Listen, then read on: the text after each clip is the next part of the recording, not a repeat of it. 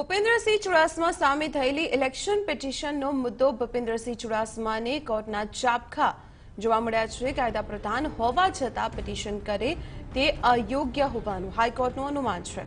કાયદા પ્રધાન કરતા ચૂંટણી અધિકારી પર વધુ વિશ્વાસ હોવાનું પણ કોર્ટે કહ્યું છે। આ સાથે જ જાણકારી સામે આવી રહી છે કે આ કેસથી હવે આગામી સુનાવણી 8 માર્ચે હાથ ધરવામાં આવશે। આપણે જણાવી દઈએ ભૂપેન્દ્રસિંહ ચુડાસમા સામે થઈ છે ઇલેક્શન પિટિશન કે જેને લઈને હાઈકોર્ટે ભૂપેન્દ્રસિંહ ચુડાસમાને ચાબખા માર્યા છે। સાથે જ કહ્યું કે કાયદા પ્રધાન હોવા છતાં પિટિશન કરવામાં આવે તે અયોગ્ય બાબત છે। કાયદા પ્રધાન કરતા ચૂંટણી અધિકારી પર વધુ વિશ્વાસ છે। વધુ વિગતો મેળવીએ સંવાદદાતા ભૌમિક વ્યાસ પાસેથી। જી ભૌમિક, શું વધુ વિગતો છે? દીપાલી, જે ભૂપેન્દ્રસિંહ ચુડાસમા છે તેની જે પિટિશન છે તેની ટ્રાયલ ચાલી રહ્યું છે ને આજે રિટર્નિંગ અધિકારી છે તે જુબાની દેવા હાજર રહ્યા હતા। તે સમયે કોર્ટે કહ્યું છે કે ખુદ કાયદા મંત્રી છે તેને કાનૂન ઉપર ભરોસો નથી તેવા સોગંદનામા તેઓ સુપ્રીમ કોર્ટમાં કરે છે। કોર્ટે તે પણ કહ્યું કે કાયદા મંત્રી કરતા વધારે ભરોસો ચૂંટણી અધિકારી ઉપર છે।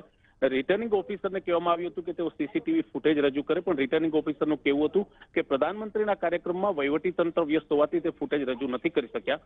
કોર્ટે આગામી સુનાવણી 8 માર્ચની રાખી છે અને કોર્ટે કહ્યું છે કે જિલ્લા કલેક્ટર જે જવાબદાર ચૂંટણી અધિકારી છે તેઓ પણ સાક્ષી હોય, કોર્ટ ઈચ્છે તો સુઓ મોટો કરીને તેને હાજર કરી શકશે, તે પોતાની જવાબદારી નિભાવે। પણ સૌથી મહત્વની બાબત છે કે કાયદા મંત્રી ભૂપેન્દ્રસિંહ ચુડાસમાને લઈને કોર્ટે કહ્યું છે કે જે રીતના સુપ્રીમ કોર્ટમાં સોગંદનામું કર્યું છે કે તેમણે ડિક્શનરી રિલીફ નથી મળતો, કોર્ટે કહ્યું કે તેના કરતા વધારે ભરોસો છે અને ખુદ કાયદા મંત્રી હોવાથી તેમણે કાયદો અને કાનૂન વ્યવસ્થા ઉપર ભરોસો રાખવો જોઈએ। જી।